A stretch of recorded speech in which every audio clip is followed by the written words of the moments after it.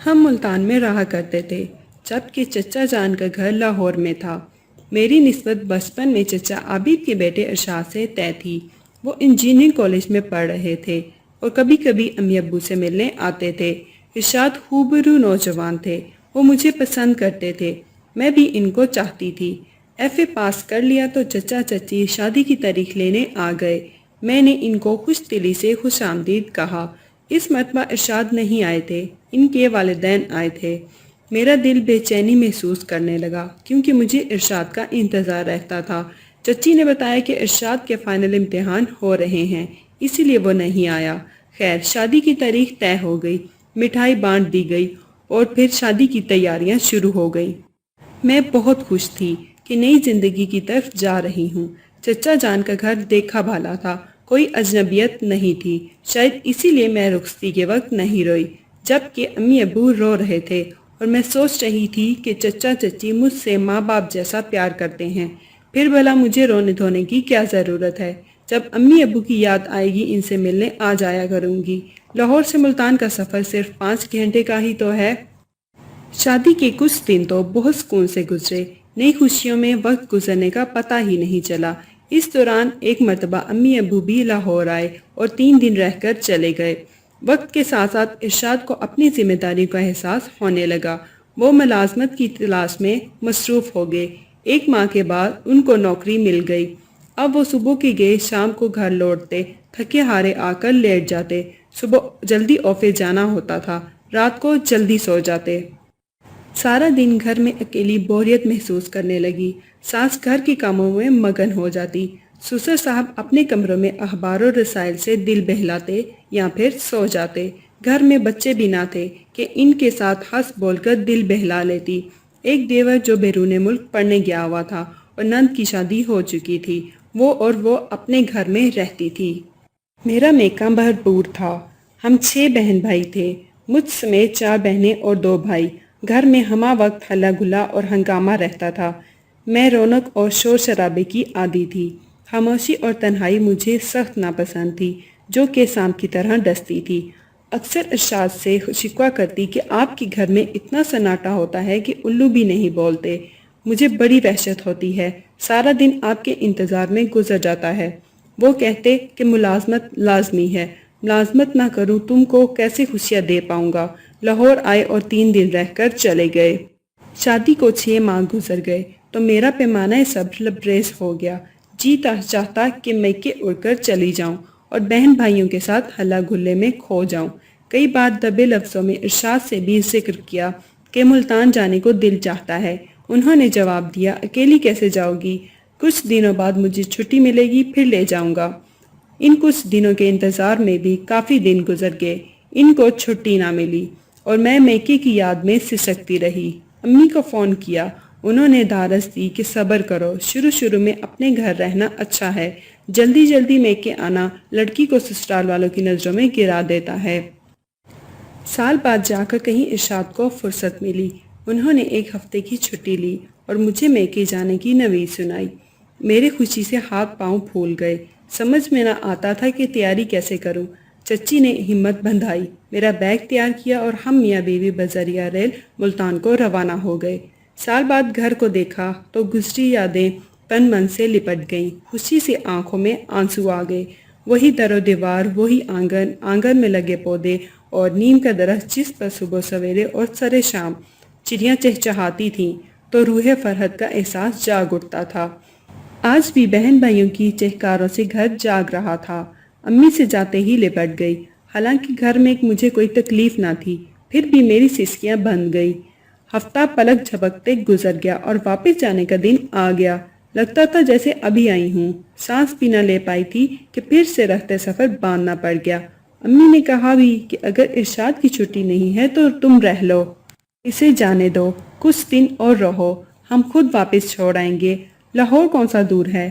لیکن ارشاد کی مرضی نہیں تھی، وہ مجھے ساتھ لے جانا چاہتے تھے، تبھی مجھے ان کا خراب موڈ دیکھ کر جانا پڑا۔ ماں باپ کے گھر کی دہلیز پر قدم رک گئے اور آنکھوں میں بے تحاشا آنسو بہنے لگے، جن کو میں نے چادر سے چھپا لیا۔ واقعی لڑکیاں پرایا دھن ہوتی ہیں، लाख माँ बाप पाल पोस कर बड़ा करें, जाने तो इन्हें अपराए घर ही होता है। शुरू शुरू में मेके की याद दिन रात चुटकियाँ लेती थी। रफ्ता रफ्ता इस कैफियत में कमी आने लगी। फिर अल्लाह ने गोद हरी कर दी और मैं बच्चे की परवरिश में महव हो गई। अल्लाह ने पहला बेटा दिया था। ससुराल में खुशी की लहर दौड़ गई। अम्मी भी आई हुई थी। छिले तक रहकर वापस चली गई और मुझे नौज़ायदा की परवरिश के कुछ गुर सिखा गई। मैं नन्हे अदील की परवरिश में गुम थी। अब अम्मी अबू बहन भाई सब पीछे रह गए। हर वक्त अदील को गोद में लिए रहती थी। मेका भूलता जाता था। फिर भी औरत के दिल में कभी मेके की याद पूरी तरह महव नहीं होती। वक्त गुजरता रहा। मैं 2 बच्चों की माँ बन गई। इस दौरान मुल्तान जाना ना हो सका। अम्मी 2-3 बार आकर मिल गईं। बहनें फ़ोन करती तो शिकवा करती, बाजी तुम तो बड़ी कठोर निकली, शादी के बाद बस लाहौर की ही होकर रह गई हो, कभी हमारी याद नहीं आती। मैं जवाब देती, तुम लोग भी कठोर दिल हो। अगर मैं बच्चों की वजह से नहीं आ पाती तो तुम लोग ही आ जाओ। तुमको क्या मजबूरी है जो नहीं आती हो? कैसे आएं? कॉलेज स्कूल की भी तो मजबूरी है। जब सब की छुट्टियां एक साथ होंगी तो आ जाएंगे। कभी कहती अब्बू लाएंगे तो तब आ जाएंगे। एक दिन सोच रही थी कि काश वहाँ से किसी की शादी का बुलावा ही आ जाए। दुआ की कबूलियत का वक्त था। इसी दम अम्मी का फ़ोन आ गया कि नवीद की मंगनी है और तुम लोगों ने शरीक होना है। इरशाद आए तो मैंने इनसे कहा। खुशी से निहाल थी कि आखिर अल्लाह ने मुल्तान जाने का मौका अता कर दिया। तवक्को थी कि इरशाद कहेंगे कि चलो तैयारी बांधो, लेकिन ये आरजू ही रही। इस रोज़ नन्हे मियाँ को बुखार चढ़ गया। तभी उन्होंने जाना मसरूक कर दिया और अपनी माँ से कहा, अम्मी जान आप नवीद की मंगनी में चली जाएं, हम शादी में जाएंगे। हमारे बेटे की तबीयत ठीक नहीं है, ऐसा ना हो कि सफ़र में मज़ीद बिगड़ जाए। ये सुनकर मेरी खुशियों की कलियों पर ओस पड़ गई। सारी मसरत हवा हो गई। इरशाद ने कहा कि नन्हे की तबीयत इतनी ज़्यादा ख़राब नहीं है कि हम 5-6 घंटे का सफ़र आसानी से कर लेंगे। कहने लगे कि मैं लाहौर से मुल्तान ड्राइव नहीं कर सकता, ट्रेन में मुश्किल होगी। अम्मी अब्बू को जाने दो, हम शादी में शरीक हो जाएंगे। मैं चुप हो गई। इसमें बहस करनी फजूल थी। जानती थी इनका सफ़र करने का मूड नहीं है। ज़्यादा इसरार करूं तो अकड़ जाएंगे। सब्र के घूंट पीकर खामोश हो गई। चचा चची मुल्तान चले गए और मैं हसरत से इनको देखती रह गई। 3 दिन बाद वो लौट आए। अम्मी को मेरे शरीक ना होने का दुख था। आखिर को सगी बहन की मंगनी थी। उन्होंने मुझे फ़ोन किया। मेरी आवाज़ बुझी हुई थी। तभी उन्होंने धारस दी, कोई बात नहीं गुड्डो, परेशान ना हो। बेशक तुम्हारे ना आने से कमी महसूस हुई है, लेकिन बच्चे की सेहत का मामला है। नवीद की शादी 1 माह बाद है, तुम आ जाना। वक्त तेज़ी से गुजरता है। 1 माह भी गुजर गया और फिर नवीद की शादी का कार्ड आ गया। मैंने जल्दी जल्दी तैयारी बांध ली। जाने से पहले 2-3 बार मियाँ ने इशारतन कहा कि मुल्तान में सख्त गर्मी है, कहीं बच्चे बीमार ना पड़ जाएं, अच्छी तरह सोच लो। मगर मैं तो तपी हुई थी। तंग कर बोली, सोच लिया है, सगी बहन की शादी है और मैं ना जाऊं? आप भी कमाल करते हैं। अगर आपकी बहन की शादी होती तो क्या आप शरीक ना होते? इरशाद को छुट्टी ना मिली। बादिल नाख्वास्ता तैयारी बांधी और हम रिक्शे में बैठकर रेलवे स्टेशन आ गए। मुझे जनाना डिब्बे में सीट मिली थी। तब इन्होंने कहा कि तुम्हारे अब्बू को फ़ोन कर देता हूँ, वो तुमको स्टेशन आकर ले लेंगे। मैं कल परसों तक आ जाऊँगा, मुझे ज़्यादा छुट्टी नहीं मिली है। मैंने जवाब दिया, ठीक है, इतने दिन मैं वहाँ रह लूँगी। आप शादी ख़त्म होते ही वापस चलने का हुक्म दे देंगे। इरशाद ने मुझको जनाना डिब्बे में सवार करा दिया और अब्बू को फ़ोन कर दिया। ट्रेन और डिब्बा भी बता दिया। मैं खुशी खुशी डिब्बे में बैठ गई। किसी किस्म का खौफ महसूस ना किया। बस जाने की सरसारी में डूबी हुई थी, जबकि इरशाद ने मुझे अकेले भेजने पर फिक्रमंद लग रहे थे। इन दिनों चचा चची दोनों फ्लू का शिकार लग रहे थे। वो नहीं जा सके। बहरहाल गार्ड ने सीटी दी। ट्रेन चलने लगी और दूर तक इरशाद बच्चों को हाथ हिला हिलाकर खुदा हाफिज कहते नजर आते रहे, यहाँ तक कि ट्रेन ने रफ्तार पकड़ ली और वो नजरों से ओझल हो गए। میرا بیٹا 3 برس کا تھا اور بیٹی سال بھر کی تھی۔ جگہ کی تنگی کی وجہ سے برابر بیٹھی مسافر عورت نے میرے بیٹے کو گود میں بٹھا لیا۔ وہ مسافر عورت کی گود میں سو گیا جبکہ بیٹی کو میں نے اپنی گود میں سلا لیا۔ 2 گھنٹے کے بعد ٹرین رکی۔ ننھی صوفیہ رونے لگی۔ اس کا نیپکن گیلا ہو گیا تھا۔ میں نے مسافر عورت سے کہا، تم ذرا میرے بیٹے کو تھامو، میں واش روم جا کر بچی کا نیپکن بدل لوں۔ میں ذرا دیر بعد جب نیپی تبدیل کر کے واپس آئی تو وہ مسافر عورت جس کو میں نے بیٹا تھما دیا تھا اپنی سیٹ پر نہ تھی۔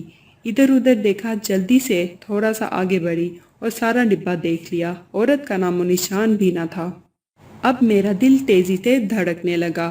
ارد گرد کی مسافر عورتوں سے پوچھا لیکن کسی نے کچھ نہ بتایا۔ سبھی نے لا علمی کا اظہار کیا۔ افسوس کہ میں نے مسافر عورت کا نام پتہ تک نہ پوچھا تھا۔ یہ بھی نہ پوچھا تھا کہ تم کہاں سے آ رہی ہو اور کہاں جا رہی ہو۔ میں نے رونے لگی۔ جب کھڑکی کے پاس بیٹھی عورت نے جب مجھے روتے دیکھا تو میرے پاس آئی اور رونے کی وجہ پوچھی۔ میں نے کہا کہ اپنے ساتھ بیٹھی عورت کو میں نے بیٹا دیا تھا، وہ اسے گود میں لے کے بیٹھی تھی، بچہ سو گیا تھا، میں واش روم تک گئی تھی، واپس آئی تو عورت میرا بچہ لے کر غائب ہوگی۔ وہ بولی کہ ایک عورت ابھی پچھلے اسٹیشن پر اتری ہے، اس کی گود میں 3 سال کا بچہ تھا، کیا اس نے نیلے رنگ کا سوٹ پہنا ہوا تھا؟ ہاں وہی عورت تھی، مگر اب کیا کروں؟ زنجیر کھینچ لو، ٹرین رک جائے گی، پولیس آئے گی تو اس کو بتانا کہ عورت تمہارے بچہ لے کر چلی گئی ہے۔ میں نے ٹرین کی زنجیر کھینچی، بہت زور لگایا، مگر وہ شاید زنگ آلود ہو چکی تھی، مجھ سے کھینچی نہ گئی۔ تبھی ادھر سے ایک کولڈ ڈرنک والے کا گزر ہوا۔ اس نے مجھے پریشان زنجیر کھینچتے دیکھا تو پورا زور لگا کر زنجیر کھینچ دی۔ ٹرین آہستہ آہستہ ہوتے ہوتے رک گئی۔ ٹرین کا متعلقہ عملہ آیا، میں رو رہی تھی۔ عورتوں نے بتایا کہ پچھلے اسٹیشن پر کوئی مسافر عورت اس کا بیٹا اٹھا کر اتر گئی ہے۔ ڈبے میں شور سا مچ گیا۔ پولیس آفیسر نے مجھے نیچے اتار لیا۔ پھر انہوں نے میرے شوہر کو فون کیا اور اپنے طور پر جو ہو سکتا تھا کیا، مگر وہ عورت نہ ملی۔ جانے وہ میرے لختے جگر کو لے کے کہاں چلی گئی تھی کہ تلاش سیاح کے باوجود کوئی سراغ نہ مل سکا۔ یہ ایک ایسا زخم تھا جس سے مجھے جیتے جی مار دیا۔